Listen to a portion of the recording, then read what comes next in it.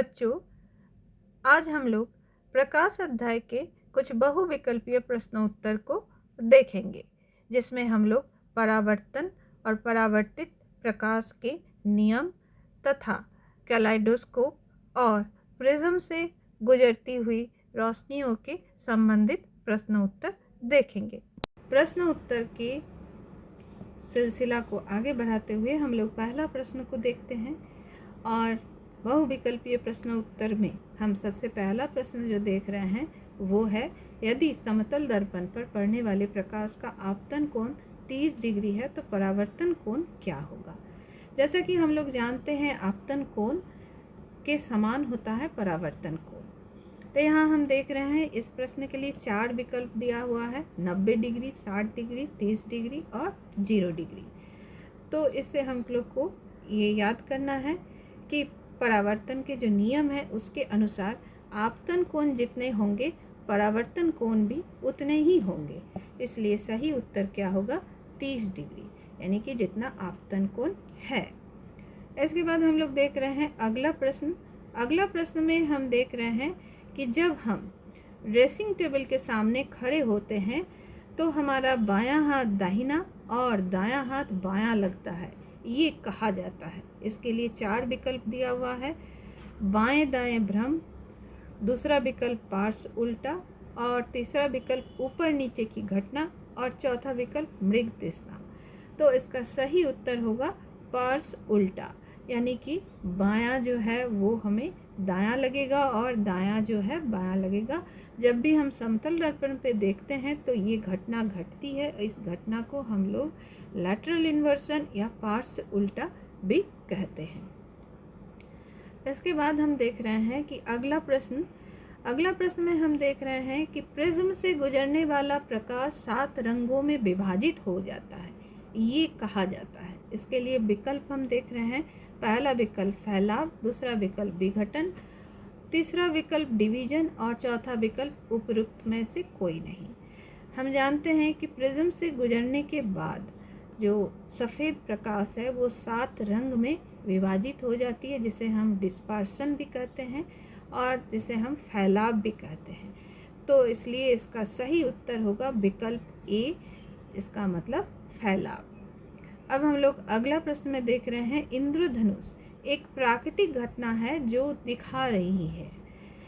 इंद्रधनुष में हम देखते हैं कि 7 रंग के इंद्रधनुष में हमें 7 रंग दिखाई देते हैं।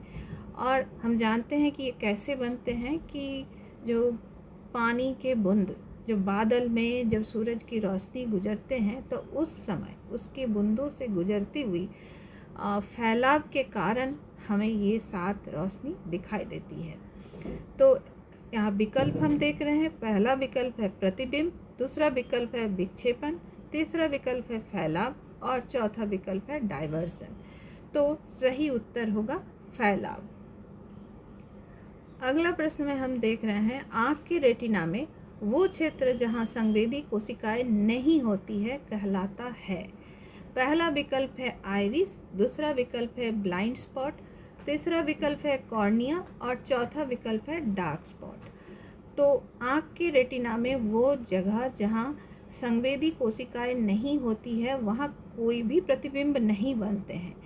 तो यानी कि वहाँ से हमें दृश्य का नहीं होता है, हम कोई भी चीज़ देखने के लिए उस जगह से सक्षम नहीं होते हैं, इसीलिए उस जगह को कहा जाता है ब्लाइंड स्पॉट।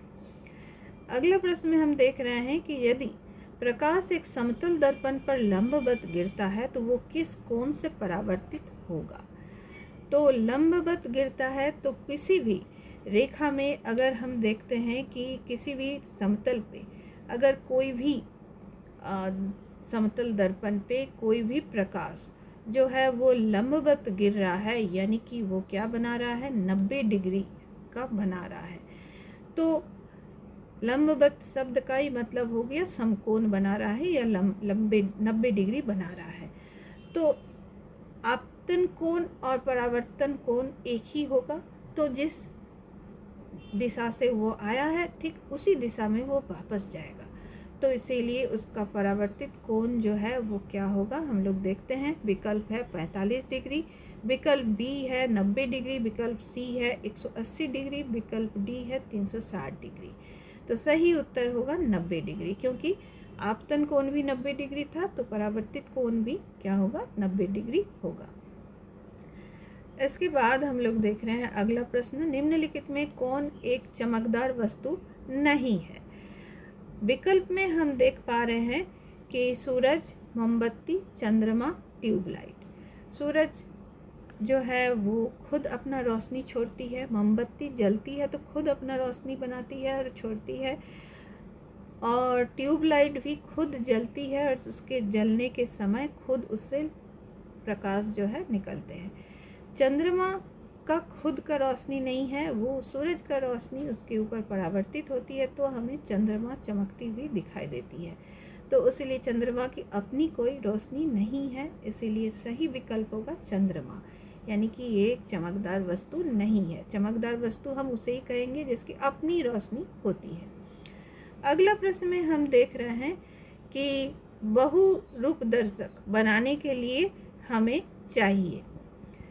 तो बहुरूपदर्शक बनाने के लिए हमें क्या चाहिए, 3 समतल दर्पण चाहिए, पहला विकल्प है। दूसरा विकल्प है 4 समतल दर्पण चाहिए, और तीसरा विकल्प है 3 कांच की चादरें चाहिए, और चौथा विकल्प है 4 कांच के चादरें चाहिए। तो बहुरूपदर्शक बनाने के लिए हमें 3 समतल दर्पण चाहिए, जिसे हम 60 डिग्री में उसे इस तरह से सजाते हैं कि उसके अंदर हम देखते हैं कोई भी चीज़ रखेंगे तो बहुत सारे रूपों में हमें दिखाई देती है।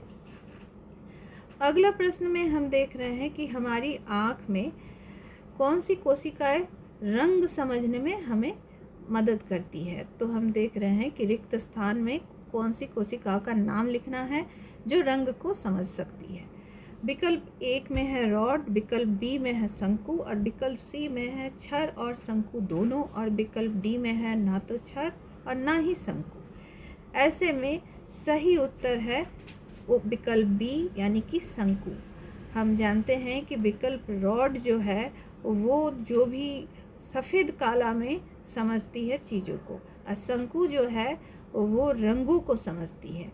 तो इसीलिए कौन सी कोशिकाएं रंग समझ सकती है, वो शंकु कोशिकाएं रंग को समझ सकती है, जिसे हम कोन भी कहते हैं, कोन सेल्स भी कहते हैं।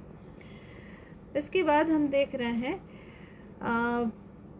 उल्लू रात में तो साफ देख सकता है लेकिन दिन को नहीं, क्योंकि उसके पास है अधिक छड़े और कुछ शंकु। ये पहला विकल्प है। दूसरा विकल्प है कम छड़ और अधिक शंकु।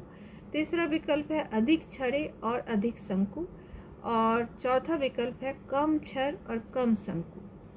हम जानते हैं कि छड़ यानी कि रॉड सेल्स ये जो है कम रोशनी में हमें देखने में सहायता करती है, लेकिन शंकु जो है वो हमें तेज़ रोशनी में देखने में सहायता करती है।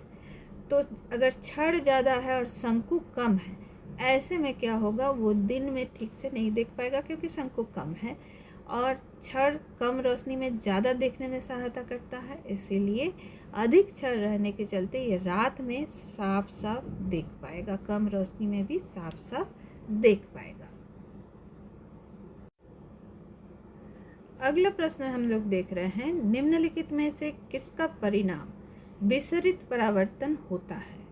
पहला विकल्प है समतल दर्पण, दूसरा विकल्प है चमकदार सतह, और तीसरा विकल्प है चांदी, और चौथा विकल्प है लकड़ी। तो इसमें हम देख रहे हैं कि उत्तर होगा डी, यानी कि इसमें परावर्तन जो है वो एक सतह से नहीं हो रहा है, वो बिखरा हुआ है, इसीलिए हम इसे कह रहे हैं विसरित परावर्तन, जिसके चलते लकड़ी हमें चमकदार नहीं दिखाई देती, लकड़ी का सतह। अगला प्रश्न है, कैलेडोस्कोप किस पैटर्न पर आधारित है। पहला विकल्प है प्रतिबिंब, दूसरा विकल्प है एकाधिक प्रतिबिंब, और तीसरा विकल्प है स्पेक्ट्रम, और चौथा विकल्प है फैला हुआ प्रतिबिंब। तो इसमें हम देख रहे हैं कैलेडोस्कोप में हम देखते हैं कि 3 समतल दर्पण का हम इस्तेमाल करते हैं, जिसमें बहुत सारी प्रतिबिंब बनते हैं और वो प्रतिबिंब का भी फिर प्रतिबिंब बनता है। इसीलिए इसका सही विकल्प होगा बी, यानी कि एकाधिक प्रतिबिंब। अगला प्रश्न में हम देख रहे हैं कि यदि आपतन कोण 50 डिग्री है तो आपतित किरण और परावर्तित किरण के बीच का कोण की गणना कीजिए। तो इसमें हम देख रहे हैं कि विकल्प है 50 डिग्री, 100 डिग्री, 130 डिग्री और 80 डिग्री। तो जैसा कि हम लोग देख रहे हैं कि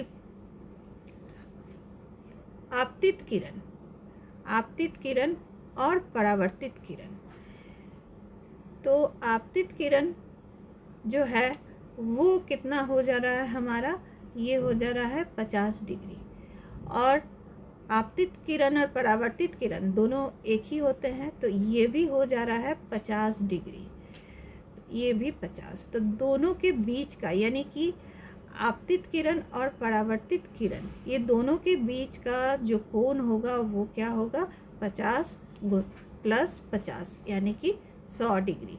इसीलिए सही उत्तर क्या है, विकल्प बी, यानी कि 100 डिग्री। इसके बाद हम लोग देख रहे हैं परावर्तक सतह पर खींचे गए लंबवत को कहा जाता है। पहला विकल्प है सामान्य, दूसरा विकल्प है आपतित किरण, तीसरा विकल्प है परावर्तित किरण और चौथा विकल्प है इनमें से कोई नहीं। परावर्तक सतह पर खींचे गए लंबवत को कहा जाता है सामान्य या नॉर्मल। जैसे कि हम देख रहे हैं कि अगर हम एक सतह को देखते हैं, ये सतह है, इसमें आपतित किरण है और परावर्तित किरण है, दोनों के बीच में हम एक लंबवत रेखा को खींच रहे हैं, इसे हम क्या कहते हैं, इसे कहते हैं सामान्य।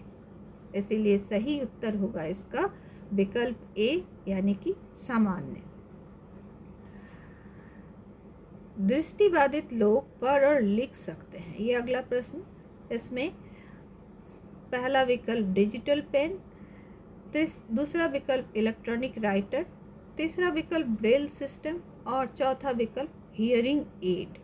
इसमें सही उत्तर होगा ब्रेल सिस्टम। हम जानते हैं कि जो दृष्टिहीन होते हैं वो सतह को छू छू के वो देखते हैं, पढ़ते हैं, छू छू के पढ़ते हैं, और जिस लिपि में उबड़ खाबड़ या सतह का जो रूप है जिसको छू के वो महसूस करते हैं, उस लिपि को हम लोग कहते हैं ब्रेल लिपि। तो इसे ब्रेल सिस्टम, इसलिए सही विकल्प क्या होगा, विकल्प सी। अब अगला प्रश्न है परावर्तन कोण आपतन कोण के बराबर होता है। पहला विकल्प है कभी कभी, दूसरा विकल्प है हमेशा, तीसरा विकल्प है कभी नहीं और चौथा विकल्प है विशेष मामले के तहत। इसमें सही उत्तर होगा हमेशा। परावर्तन कोण और आपतन कोण हमेशा बराबर होता है। अगला प्रश्न है 7 रंगों के बैंड को कहा जाता है। सबसे पहला विकल्प है विबग्योर, दूसरा विकल्प है फैलाव, तीसरा विकल्प है स्पेक्ट्रम और चौथा विकल्प है प्रतिबिंब। तो 7 रंग के बैंड जो फैलाव के कारण होते हैं, तो उस बैंड को कहा जाता है स्पेक्ट्रम। इसलिए सही उत्तर हो जाएगा सी,